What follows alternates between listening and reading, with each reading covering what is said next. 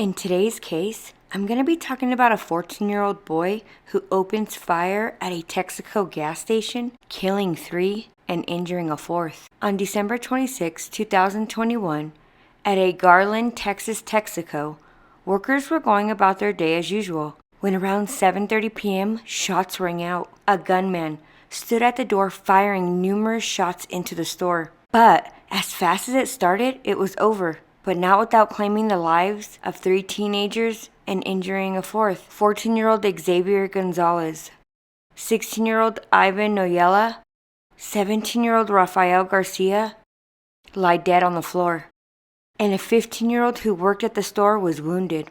After the police received the shooting surveillance video, it had showed a white Dodge pickup truck pulling up to the store, and the passenger jumps out and runs to the side of the store, crouching down as to not be seen. He opens the door and begins firing. Once he finished firing, he jumps back into the passenger seat of the truck and it pulls away. From the video, it's pretty clear the shooter is a teenage boy who we now know to be 14-year-old Abel Acosta. Also, we know that 33-year-old Richard Acosta, the boy's father, was the driver of the white pickup.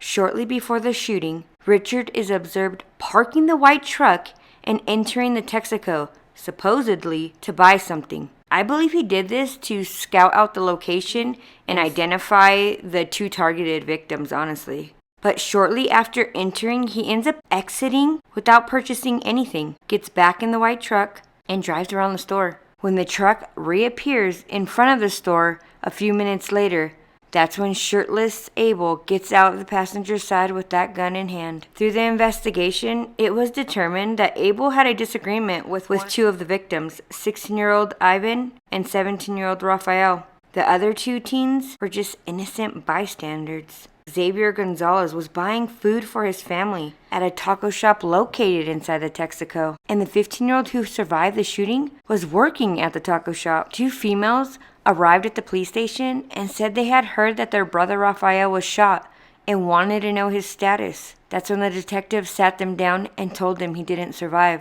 They asked the sisters if they knew of anyone who had a problem with him, and one of the sisters said they didn't, but that he had ran away 9 to 10 months ago and staying with a friend. The last time they spoke to him was Christmas Eve. The detective had asked if he was in a gang, which the sisters said no, but liked to post him holding guns on social media. Police believed Abel had targeted Rafael and Ivan due to possible gang affiliation, and since the shooting, people on social media had said Free Pyro, which is also known as Abel, and referring to him as a blood gang member. Photos of a teen with a black mask, black hoodie, and pants was throwing up gang signs next to the victim's candle memorial at Texaco, and even hashtagged NSB, which stands for Northside Bloods, WWK, members only, and even went as far as the hashtag Fuck Yo Dead Homies.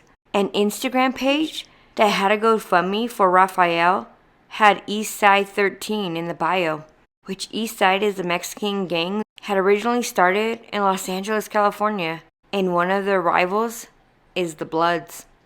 The next day, after this incident, Richard Acosta turned himself in. However, Abel is currently still evading police and is considered armed and dangerous. Richard faces a charge of capital murder, and his lawyer believes the evidence will show the father is innocent and didn't even know his son was holding a gun.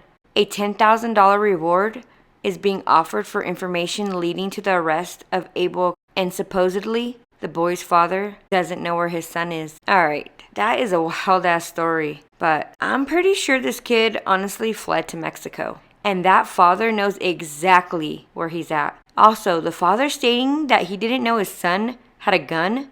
That's some bullshit. I mean, come on. So you're telling me that he didn't see or know his son had a gun when his skinny-ass kid was right next to him with no shirt? Also, there was a kid throwing up gang signs right in front of the dead victim's candle memorial. They're fucking 14, 15, 16 years old. Kids. Like literally kids.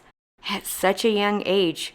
Trying to act badass is freaking ridiculous. Also, while I was looking around the internet, I had seen a GoFundMe for the surviving victim. Crazy shit. His cousin had posted on the GoFundMe page that he had moved to Texas a month prior to the shooting from Mexico and was working to save money for school. That's insane. He now has a scar down his stomach and hopefully he makes a full recovery with no complications later on in life. These kids are getting younger and younger. Mind-boggling. Alright, you guys, well, take care, and until next time, bye.